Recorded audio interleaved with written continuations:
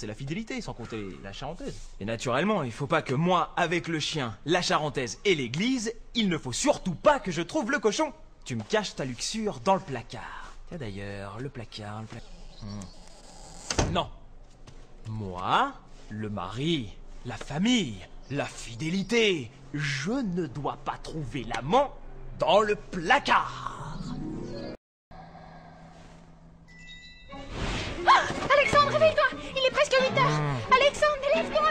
Il faut pas que Simon te trouve ici! Allez, debout! Je cherchais un cochon. Et alors? Dans le placard, il faisait très noir et je n'arrivais pas à mettre la main sur le cochon. Alors, je cherchais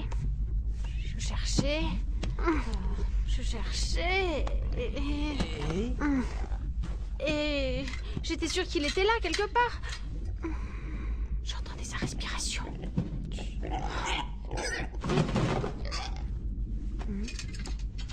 Et puis, à un moment, je sentais quelque chose de mou. C'était quoi? Mais... C'était le cochon. Il était tout mignon et il avait peur. Et puis il aurait changé et tout d'un coup tu étais là. Il ne fallait pas que tu trouves le cochon parce que tu avais déjà un chien dans le rêve.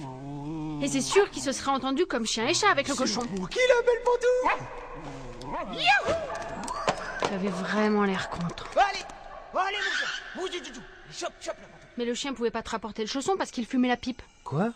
Oui, parce que tu jouais avec le chien dans une église.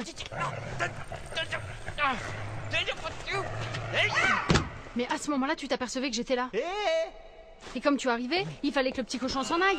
Et c'était devenu un gros cochon. Et il dormait, et j'arrivais pas à le bouger. Alors je le secouais. C'est moi mon père, parce que j'ai péché. Et j'ai dit en me réveillant, réveille-toi, il faut pas que Simon te trouve ici. Voilà.